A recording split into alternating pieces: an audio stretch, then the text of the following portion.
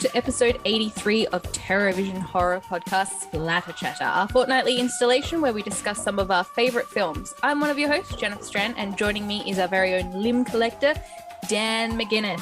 Hello. Dan, what you doing? What have I been doing? Yeah. This week I got scammed. No, scammed likely? No, I actually got scammed. Oh, why? How? What happened? As a person who is, I think I'm pretty switched on with scams and shit. Yes. I never thought I'd get done with a scam. I thought my parents would. Sure. Because they're always like asking me, what is this message? I'm like, it's a scam. Yeah, and that. So I follow Arcade One Up, which are like, they make those, those like arcade machines, but they're slightly smaller. They sell them at Harvey Norman and stuff like that. Yeah, I'm still telling Liz that we can't have a Simpsons one. Yeah, and I kind of want one, but I'm like, $700, nah. You know what I mean? Like, I could buy a new arcade machine for that kind of thing. But I always look at the Street Fighter one and romanticize, and I'm like, if it was like $200 or something like that, maybe I'd think about getting it. Anyhow, they so I follow them on Facebook. Yep. And they came up on Facebook and they were like, hey, we're doing a New Year's Eve sale. Up to 85% off on some arcade machines. So I went into the site and the whole site was there and stuff like that. And I went down, the one I wanted there was there for like $98. Fuck. And I was like, fuck, that's heaps good. Yeah. So I went in there and I bought it and, I paid on PayPal. And then I was like, I noticed all of them were that price, like not just some of them. And I'm like, oh, they must have errored. Like they set, to put, 85% off on some of them, and they accidentally did their whole site. And I went, oh man, people are going to be spewing. People are going to be buying these left, right, and center. Yeah. And then I was like, well, that does seem a little bit weird. And so I typed it into Google, like One Up Arcade, and I went into their thing, and their store looked a little bit different, and there was no sale on, and I was like. And I looked at the name up the top and it's like oneuparcade.com. Yeah. Or arcade one up, whatever it is, oneuparcade.com. And then I went back to the other one, which I bought off of, and it was oneuparcade.us.com. And I saw that and I just thought it was a US store because they do have an Australian store. Yeah. And I thought, fuck. That's weird. Could this just be the US one and that one's just the world store? And this was like everything. You know what I mean? Like this was the whole site. And then I went onto their Facebook, which was Arcade One Up US. And there's a whole Facebook site there. And I went into their Twitter and there's a whole Twitter site there. And I went in and I thought, fuck, like, what's going on? Why they must have be branching out with some things. And so I went in and clicked on the comments of the post of the sponsored ad, and it was just people just putting out gifts going scam, not real, scam. And then the real guys, One Up Arcade guys going, this is not us. Like, oh God. And I was like, oh my God, I just paid $160 to a scammer. Like, it's not even real. And it's crazy. They reproduce the whole site.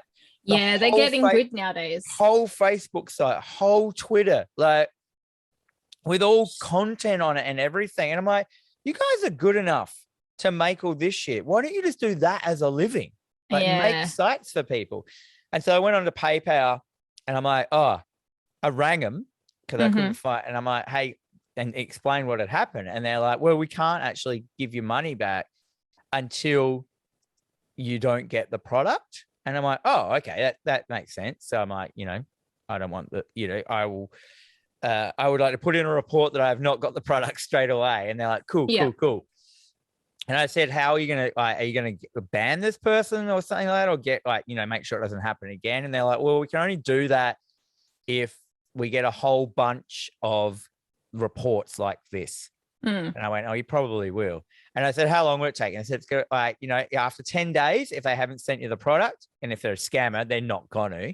We will refund your money, which sucks because the scammer gets the money still. Yeah. They usually. And then within 10 minutes, I got an email going your case has been closed in your favor. Fantastic. And we report your money back. But that's what happened to me. I got scammed. I got fucking scammed. Oh, dude. No, that happened to me once, but I got scammed. Like I was I want to say investing. Like I was investing in someone who was creating like a magazine, and because a lot of other people that I follow and interact with, they were on board doing artwork and doing all this stuff. But they kept sort of teasing us with all this product and going, yep, so like we're just running a little bit late. Like here's the mock-ups, here's this. And so it exceeded the period of time where it was you could do anything through PayPal, because I think it's up to about a month. And if it's after a month, they're like, well, nothing's happened, we can't help you now. Yeah, right. So I ended up losing my money, and I was talking to a couple of the artists and a couple of other pages, and they're like, yeah, we're all just out of money. So it's, yeah, but at least you got your money back. That's fucked. Yeah. And you didn't get an arcade machine. But I got a cool story, and it was kind of exciting. That it was exciting. Only you would think that. Well, nothing. I've not done anything as exciting as getting scammed. I finished watching Yellow Jackets, which I cannot recommend enough. Like, yeah, you love it, don't you? Oh my God, I love it. And just the last couple of episodes, the final episode, it was all just, get on it. If you haven't, fucking just do it. I also played D&D for the very first time. Oh, what were you? I was a barbarian. Oh, a barbos. Yes, a barbos. Did you visualize yourself as looking like Conan, like Arnold Schwarzenegger? No, I was a cat. I was a cat barbarian. Oh, that's even better. Why don't they make that a movie? Yeah, right. Cat barbarian. Fuck yes. It was fun. Like I'd never played D&D. I think the closest I ever got to D&D was listening to Dungeons and Daddies. Which you would have like played it like that, which is heaps wrong. Yeah, which did not help me play D&D in any way, shape or form. But that was fine. I had a lot of fun. I think we're going to do, it's Liz's co-workers. He's a dungeon master. So we're just going to do a couple of plays here and there and see how that goes. So Fuck yeah. Fuck That's good fun. D&D. Yeah, I had fun. Mate, we could do a horror one. Well, that's what. But I'm like, is there any horror D&D? Like, bring this on. Like, create something. I definitely think there is. I know there's one called. Yeah, there's a bunch of them, I reckon. Yeah, well, I think they're gonna, because we were playing the Rick and Morty D&D starter one, which I don't watch Rick and Morty, so but that's fine. But yeah, I think he's working on actually working us up to a horror-based one, because that's how you get my attention. So. You should watch Rick and Morty. It's really good. I know. I mean, every time you tell me an episode, and I'm like, I'll go watch that episode. And Solar Opposites is really good as well. I've tried Solar Opposites a couple of times, and I always fall asleep at the same episode. So I just have not gone back. No. What are we doing this week in Well, this week we are celebrating 35 years of horror. So we are looking back at 1987. All these films released in 1987. It's a fucking fantastic year for horror films, if you ask me.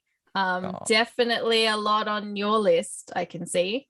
Yeah. It was a great year. It was fantastic year. I feel so old. Yeah, I took all the good ones and then left you with all the Gen specials. It's literally nothing but Gen specials. Well, that's fine. I don't mind. You know me and my love of Gen specials. So do you want to kick us off? Man, 35 years since some of these like fucking crackers, which is really weird because my first one is Hellraiser, which was like, and I'm actually reading the book at the moment for the first time. Oh, cool. Oh, excuse me, a cough. No, that's all right. Yeah, and I've never read the book, which is not called Hellraiser, which is called The Hellbound Heart. Yes. Which I just realized that none of the books are called Hellraiser that are in the Hellraiser. Like, just the films. Like, and they really changed it up, hey? Yeah, it's not as, because I think I read the book. It's like the characters are different. Like the main character is more Julia. Yes. As opposed to Kirsty, and like, it's not her dad, it's like her ex-lover. So they're all right around the same age. Mm. Yeah, just little things like that. And I'm like, oh, yeah, right. And of course, Pinhead doesn't have as big a role in it. Well, he hasn't even really been. And he's a girl. Yeah. In it. Yeah. A lady. Which is exciting because like the new Hellraiser series or movie or whatever it is that they're making currently is a woman. So. Well, in the comics, which are written by Barker, the newer stuff, he is a girl. Now he like Okay. died and came back white, like all white in white clothes, but still a lady pinhead. And I've like really, really, really, really want to read that run of comics. There's like a massive thick omnibus, and it's just been out of print since the day it got announced. Like we had like 3 copies coming to the store, and I was like, oh, I'll get that. And it just went out of print, and then people bought them. So if you got it out there, though, the latest Hellraiser runs, which are all done by Barker, which are canon apparently. Yes, so that's why he's like probably the lady in the show. Okay, so question: Yeah. You run and you own a comic book shop. Yes. Why the fuck don't you just order extra for yourself? Because you know you're going to want to read it. Well, I do.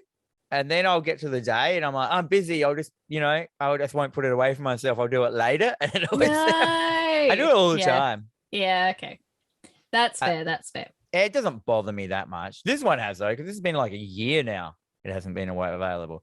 There's a whole bunch of really, really good horror comics that are unavailable. Anyway, talk about Hellraiser. Hellraiser, 1987.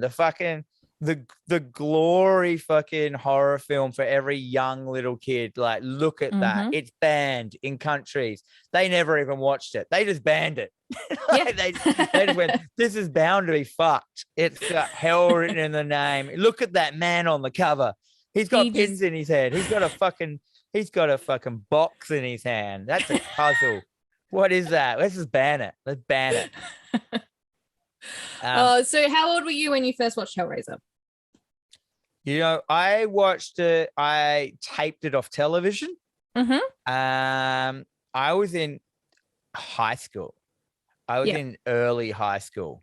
Whenever it was on, I remember the ads were all in it and shit. It was a modified version. I only actually saw the real version of the first one, only a couple of years ago.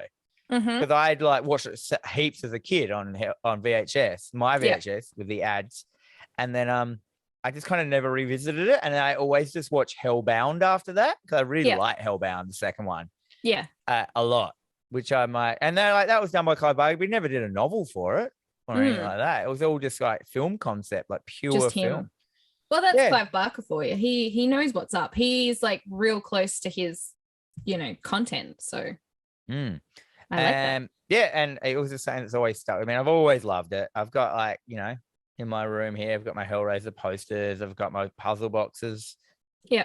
I actually got a new cover for the one I bought off you the other day. I've got like a glass dome it's in now, like like they did in Hellraiser 2. He's got them under the domes, like the doctor guy. Yeah. Oh, fancy. I know. It's on my table, centerpiece. Nice. Yeah. As it should be. As it should be. Hellraiser. Happy 35th birthday, Hellraiser. Oh. You little gems. Your little Cenobites with your clever little gash. Yeah, what do you got? Okay, so the first one on my list, straight up, Slumber Party Massacre 2. Oh, fuck yeah. Yeah, fantastic film, directed by Deborah Brock. We have done this as an episode, so I definitely recommend, if you haven't watched the movie, go watch the film, and if you haven't listened to the episode, fucking go listen to the episode. So basically it has very minimal to do with the first one.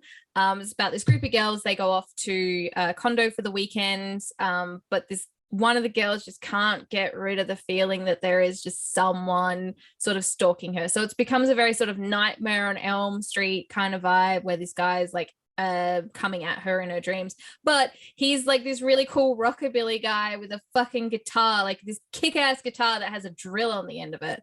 And then the murders start happening, and we also get a mid-movie musical scene.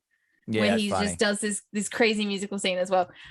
So this was a first watch for me, I think last year or the year before. So I hadn't seen it before, but it has quickly become one of my absolute favorite films. Like, I just cannot get over how good and how much I enjoyed it.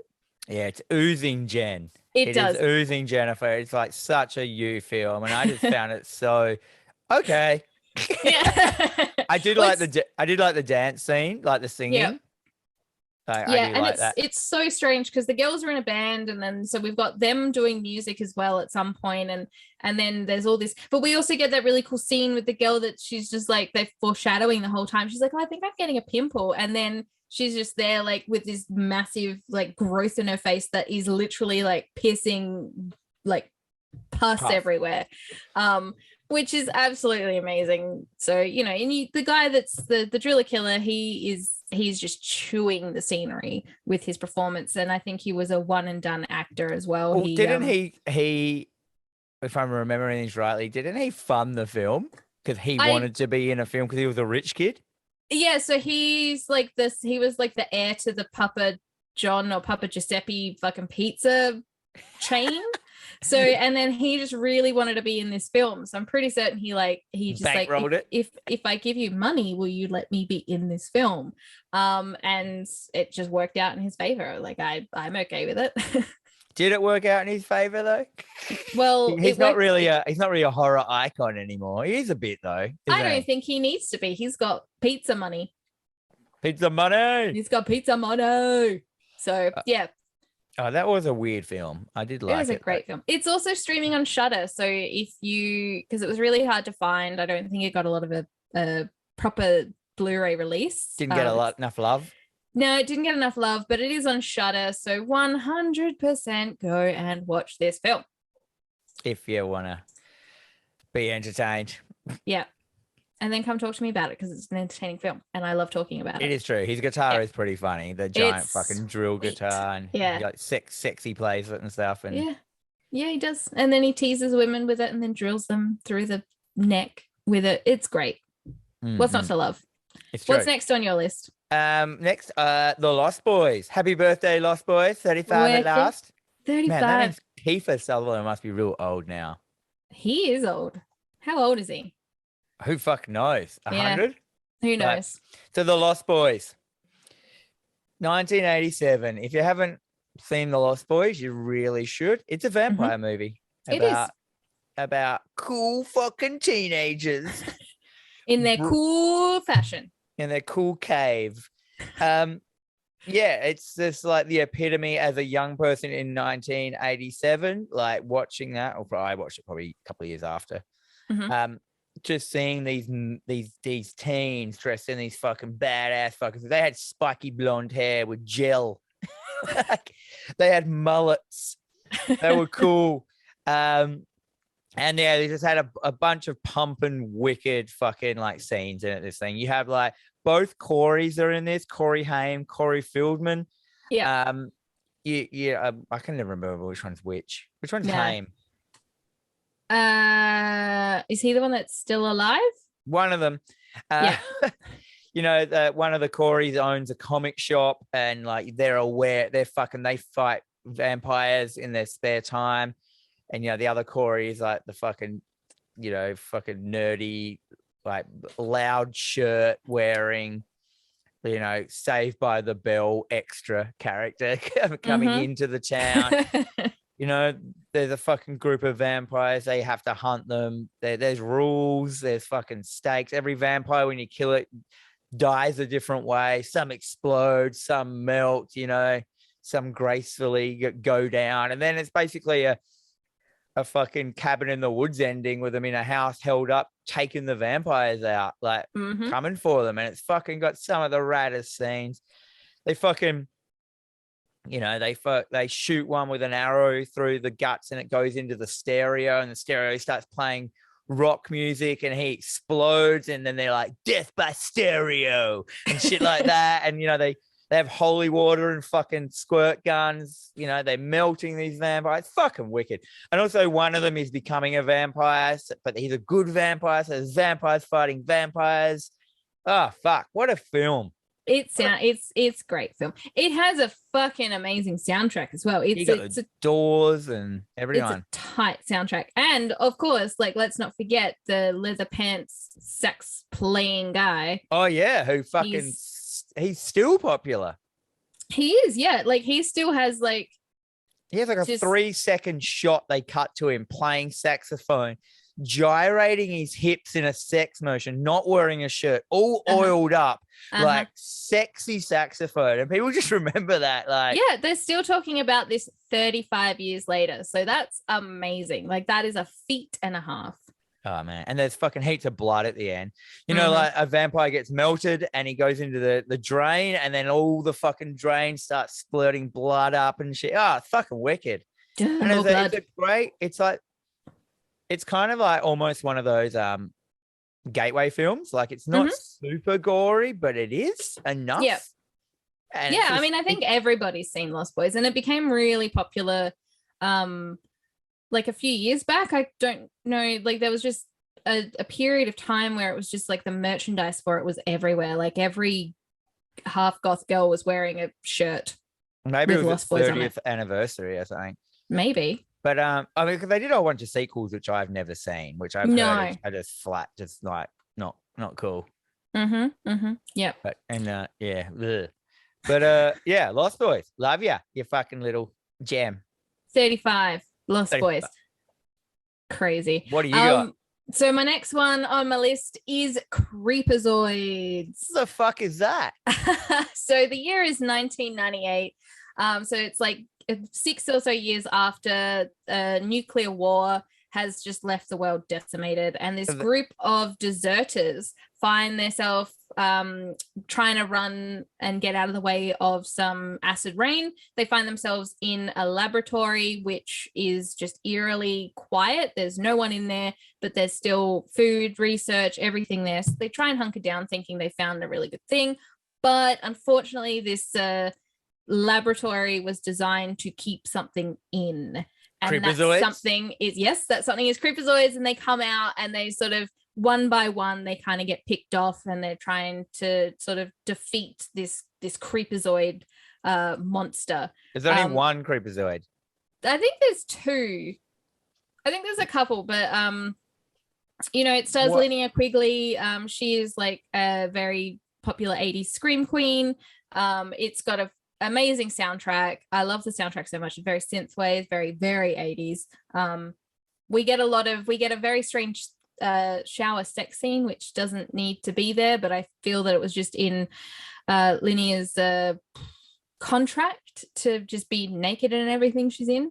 Sure. Yep, why not? But yeah, like the creature effects are really cool, but it is super low budget, so it is very like janky. It kind of reminds me of those episodes of Red Dwarf where they're like running around the cargo deck trying to find the thing that eats their fear, which is a great episode anyway. But yeah, this is a lot of fun. It's not something that I go and rewatch again and again and again and again. It's not like a Lost Boys or a, you know, or a Hellraiser. Or a Hellraiser where you've watched it a bunch of times. Like I think I watch this every couple of years and I revisit it and I'm like, yeah, this is just a lot of fun. So what are the creepazoids? What do they look like? It's definitely trying to have an alien style vibe to them. So they're trying to look like xenomorphs, but doesn't really work. I'm looking them up right now on the old internet. I want to know what they look like. Oh yeah. Classic. You can watch this right now on Tubi. It is streaming on Tubi, so you can definitely check it out if you've not watched it before. It's definitely a cross between the Alien and the Predator. Yeah.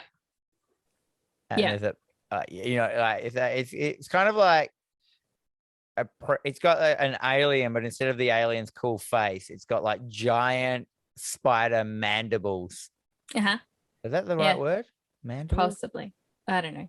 Is there a giant rat in it for some reason? There are some giant rats because, of course, like, you know, they've mutated over years of whatever. And there's a baby? Oh, yeah, the baby scene.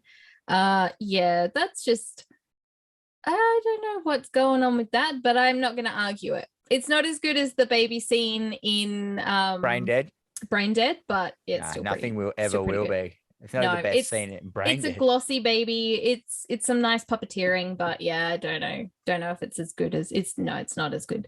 But yeah, this is definitely worth checking out. It is slow moving. It's not as fast paced as a lot of the other films that were released.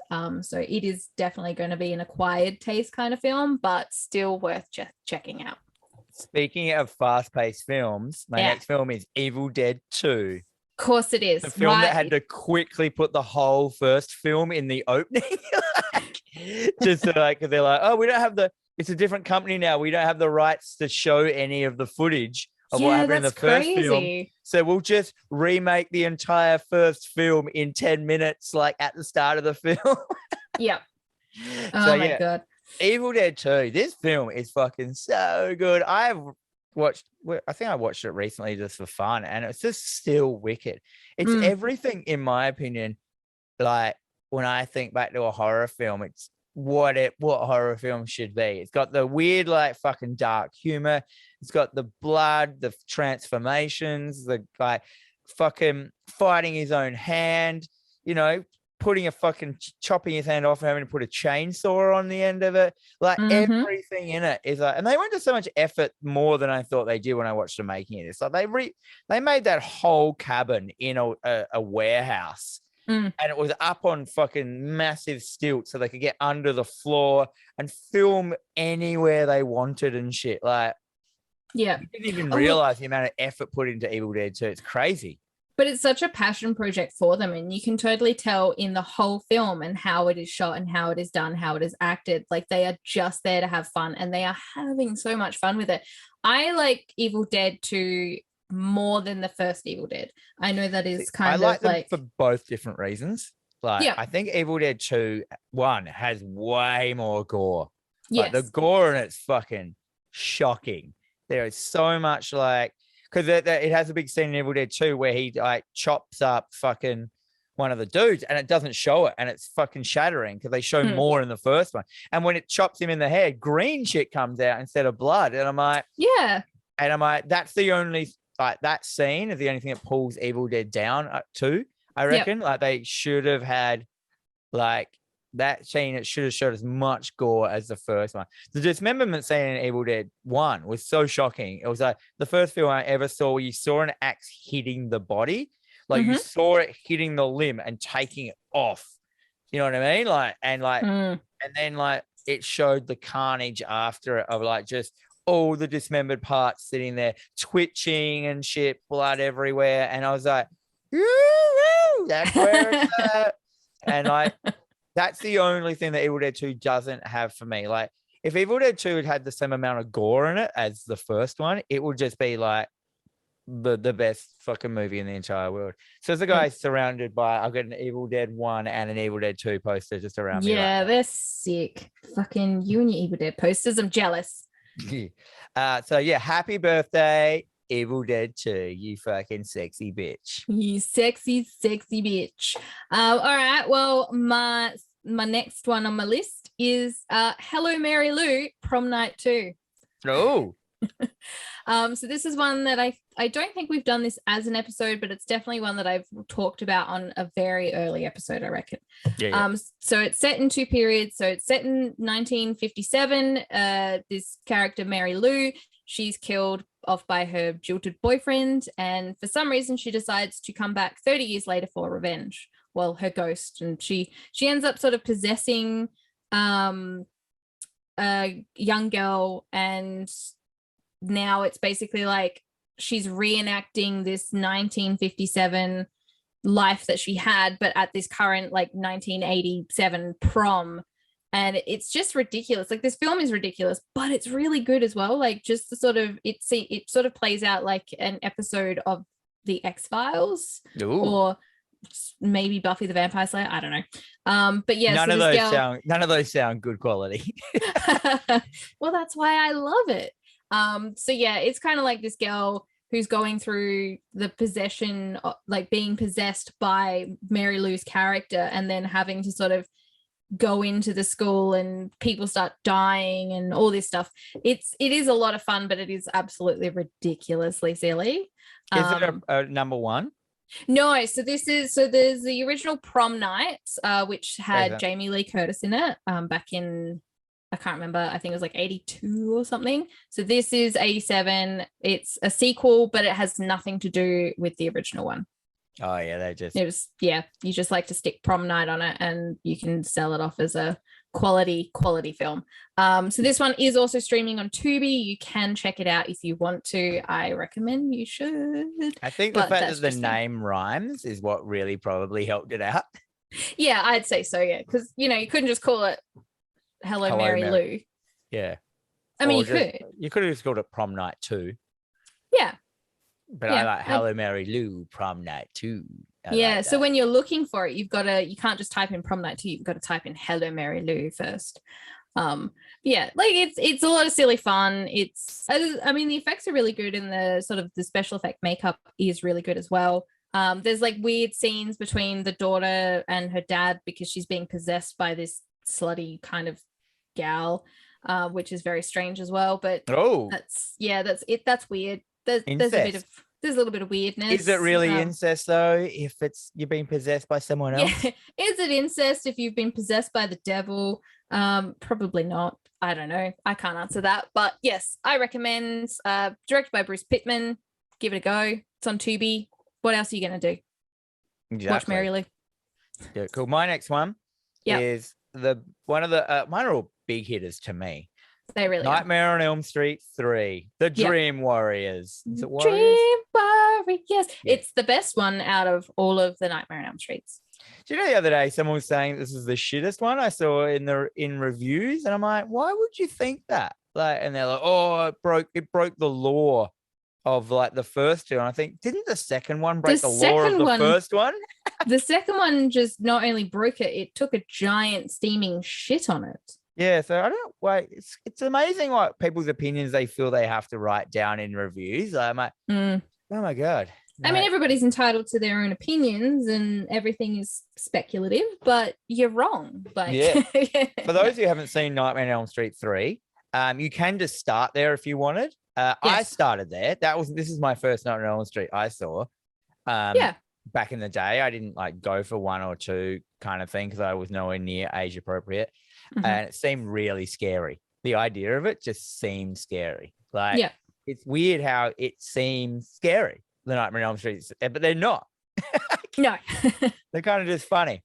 But the third one, man, this has like so many good practical effects in it. The fucking Freddy snake and like, which is like legendary. The fucking Freddy TV, which is legendary. Him like pulling out the guy's veins and using them as like a puppet. Like that's so good. And like the sound of the veins, like woo, woo, woo, like the sound of pain is like this is just a great fucking Nightmare on Elm Street. Set in a mental institution for teens. Like, you can't go wrong. No, you can't. Anything set in a mental institution with teens is quality. And I think like this is definitely one that I have watched the most. And it's one that if I'm feeling just in the mood to lay on the couch and watch something I don't have to think about, this is always the first film like in the whole Nightmare on Elm Street franchise that I will just go back and chuck on for the fun of it. Like, obviously I'll go back and watch the original because it is a classic film. But I don't really ever sort of go, you know what, I'm just going to chuck on Nightmare on Elm Street 4 or 5. You watch them once a year or once every couple of years to do like a marathon, and you realize that, okay, they're not as good. But this one is always one you can put on and have a lot of fun with. Yeah, and like it's got the house, the Freddy house building scene at the start, like they're making the model to stay up. Is that one? Yes. That one. Yeah. And I get this one weirdly confused with Freddy's Dead because there's a mental institution scene in that one as well. Yeah. Not as much. Yeah. But and we based our whole TerrorVision t-shirts around that. Like, yes, we did. That vision, that version of the house of stuff. So, well, I did because I fucking like it. Yeah. Oh, hey, there's nothing wrong with that. It's a great house. It was a great shirt. We sold a lot of them. Exactly. That is, my third. I just can't. I doubt there's many people who listen to us who haven't seen this film. Actually, I doubt there's many people who listen to us who haven't seen all of the films on my list. Maybe yours. Yeah. Okay. Come on, guys, catch up. Watch my films. Yeah. What do you got next? All right. So my next one is I've gone a little bit more mainstream this time. I have gone with The Witches of Eastwick. So this one is directed by George Miller. It stars Jack Nicholson, Cher, Susan Sarandon, and Michelle Pfeiffer. Like So I remember watching this film so They were the much. fucking hot actors at that time as well. I'd just like to point out that Michelle Pfeiffer can still get it. Like, I mean, not to say that all the others are old and ugly. Like, they're all everybody's beautiful in their own way. But Michelle Pfeiffer, yeah, I still have hard You crush still on think her. she's there? Oh yeah, yeah, definitely. She was my first ever lady crush though, so you know. Oh, really? Oh yeah, her as Catwoman. Something about that. Oh, that's right. You've mentioned that before. I have. I just looked her up. Yeah, she looks fine. Yeah. Oh yeah, she's fine. She's looking good. But yeah, it's like the Witches of Eastwick. You know, it's three single women who sort of live in this like village, like this estate. And they are kind of all like into just a little bit of magic.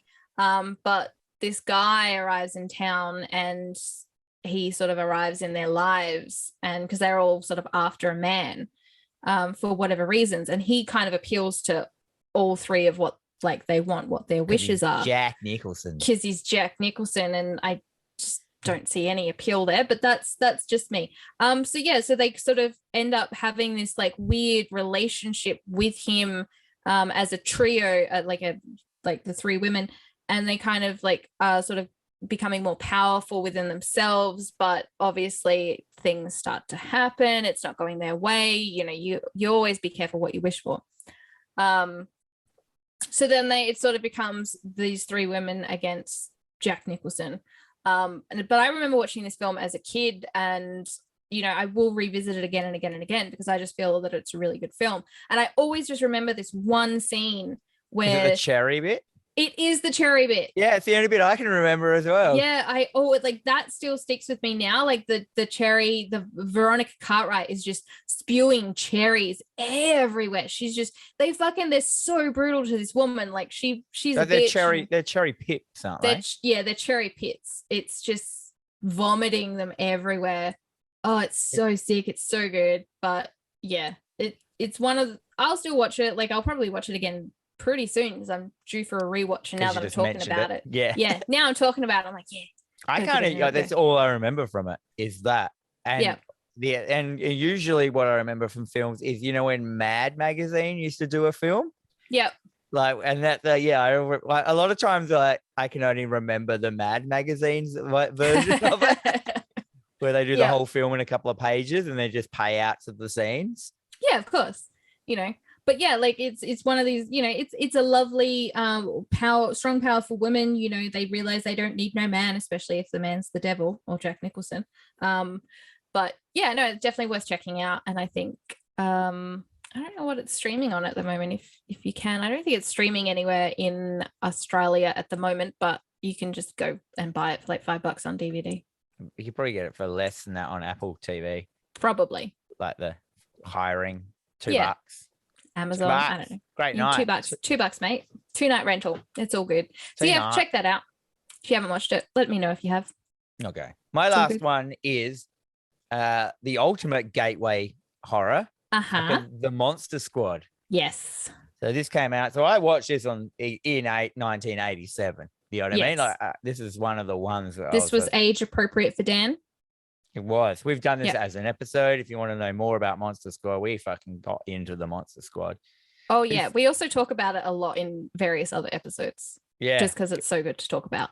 Yeah. So if you know what the Monster Squad is, and for some weird reason, basically it's about a bunch of kids, a la the Goonies, Stand By Me, It, you know, the group of young kids in the American town. And basically the Universal monsters come to get them. Mm-hmm. You got vampire, you got Dracula, you got Frankenstein's monster, you got Swamp Thing, Swamp Monster, Creature. That's it. I can't remember his name. What else is there? Mummy. You've got Wolfman. Oh, Wolfman. Don't forget Wolfman. That's all of them, isn't it? Yeah, that's all of them. And like the only thing that bonds them together in this film is that they're monsters. Yeah. Like they all hang out together and led by Dracula. He's their leader. I'm like, okay, well, it's fine. It's a kid's film. This film has some classic good moments. The kids in it are such good horror kids, if you know what I mean. The group. Like I have the T-shirt that you gave me, which is like, you know, my homage to this film, like the Stephen King rules top, but I've got it as like the Tom Atkins. Tom Atkins. I've also got just a flat out. I think you gave me both of them. Yeah. Yeah. Yeah. You got a Monster Squad shirt. Monster Squad shirt, which I've worn to. It doesn't exist anymore, basically. Yeah. Every time I see you in it, it's just like fades a little bit more and more and more. Yeah. So yeah, Monster Squad, like it's a fucking kick-ass gateway film. Well, you got a kid who's like, year 7. Show 'em Monster Squad. If they're into horror, it's the perfect gateway film for them to like. Still, there's no swearing, there's no sex in it. No. There's a little bit of like horror gore, but it's more like it's a bit of comedy, like Wolfman exploding and then putting himself back together. Yeah. Like it's just fucking cool. It's cool. And there's like, you got, Rudy, the fucking cool leather jacket kid, and it's just rad. Yeah, everything about it is rad. And I think like I would definitely, when I get to, I mean, I don't have kids, but I think if and when my nieces get to the point where they're like, oh, we want to watch a horror film, I will show them Monster Squad. Yeah. And then they'll be like, why don't they just call for help or look up on the internet how to deal with this problem? And you're like, well, shut up. There is no internet. Listen to a story. There once was no internet. And then they'll be like, ah! And that will be the horror part of it. That's the horror. Yeah. You can't. Crazy. So happy birthday, Monster Squad, 35 years old. 35. Looking back, I wonder what all the kids look like now. Yeah, right. We should find out. I'll find out. I'll post them. Well, I want to do a couple of honorable mentions. I had one, and I can see you've chucked a couple on there. So let's go through that. My first honorable mention is an Australian film called Dark Age, and it is basically set in the Australian outback. There are 2 like local guides that go out on the hunt for this giant crocodile that has been killing and eating people in the area.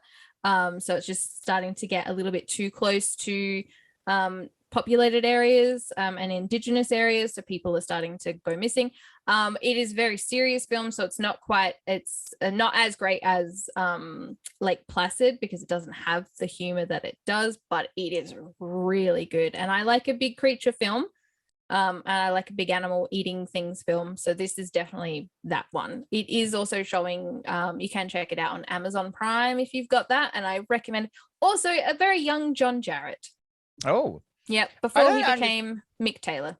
I don't understand how you love crocodile movies and shit, yet you hate lizards in real life. I know. It's so strange. Well, I mean, I can see a crocodile or an alligator coming towards me. But you can't. Crocodiles sit real still. They do. The whole point is that you don't see them because they're just like a log on the ground, and then suddenly they're fucking there. Yeah, that is true. But I'm not going to come and just go and sit on my couch or stand out in my backyard and there's going to be one right next to my foot. It's not going to crawl on me while I'm asleep. Well, it could be right next to your foot because it's so still you wouldn't have seen it. That is true. But yeah, and the amount of times I've woken up with a crocodile on my bed, Jesus Christ, so many. I'm still waiting for the day that happens to me. I'm terrified. My couple of my honorable mentions are Creepshow 2, which is fucking rad. Like, I mean, it probably could have been in like my top ones. Yeah. But in particular in Creepshow 2, the waterhole story. I can't remember what it's actually called. It's like the lake or something like that. And is it the one with the tar? It's the one with the oil. Yeah, it looks like an oil slick, and it just attacks everyone. And it's so, as a kid, man, that was like the best. Like, and like the dude so inappropriately, they're trying to survive, and he so inappropriately like hits on the chick, and like in the middle of trying to like keep alive, he like basically starts to like feel her up when she's asleep, but then like of course the thing is she's actually unconscious because the thing's eating her from the other side. Yeah, it's just wicked, Such a good. Is it called the watering hole or whatever it's called? The lake. It's just called like the raft or something, isn't it? The raft. They're on a raft. Yes, they're on a raft. The raft. That's it. And then what are the other ones in Creepshow 2? There's like the Hitcher. Or was that the first one? I don't even remember. Thanks for the ride, lady. All I remember is always that one. That's my favorite out of all the Creepshows. That's my favorite Creepshow story. Yeah, that's fair. It's like the Wooden Indian, which I think that's definitely number 1. And then there's the monster in the lab, and that's number 1. And it doesn't matter. It doesn't matter. Also, bad taste. Yeah. We couldn't do an episode on 1987 without you mentioning bad taste. Oh man, like remember how much you enjoyed it and you hadn't seen it? I know. So many good, like so much humor, so much like on point humor. Mm-hmm. Like just using that fucking pushing that New Zealand accent to the ultimate of fucking funniness. Like, and so they know how funny some of the lines they deliver are. Like, oh man. Yeah, and they do it on purpose. They know. They sit around a table and they're like, what is the best way we could deliver this line? And then they just practice it and they're like, yeah, we got it. Okay, roll film. Yeah, well, man, that the bit where like the guys like starts to like they're like, you know, SWAT attacking the house and they start cleaning the blood up. Oh, it's so dirty in here. And then he like rips that guy's head off and he goes, oh, just mop that. I just mop that. Just shit like that. Like, oh my God. Classic. Like they fire the rocket launcher at the house and just goes straight through the hole in the house and blows the sheep up. Like, this shit like that. That movie is fucking great. Glorious. And last but not least, my other honorable mention is Predator, which is sci-fi, but it's sci-fi horror. You get to see skinned people. It's got the Predator in it. He's kind of not like the Predator isn't really in that like Jason Freddy vibe. He's more in the Aliens. Yeah. Predator. He's got that sci-fi vibe to it. Yeah, and when I say aliens, I don't just mean Aliens, the film, like aliens, like outer space sci-fi monsters kind of thing. Yeah. But yeah, fuck yeah. What a year. Fucking yeah, 1987, 35 years. I fucking, loved it. Was it 85? I remember being good as well. Well, we'll definitely have to do some 85 in the future. I definitely think so. But 87, yeah, 35 years. Congratulations, you fucking little films. You get a cake. Happy birthday to you. I'm not going to do that. No, don't do that.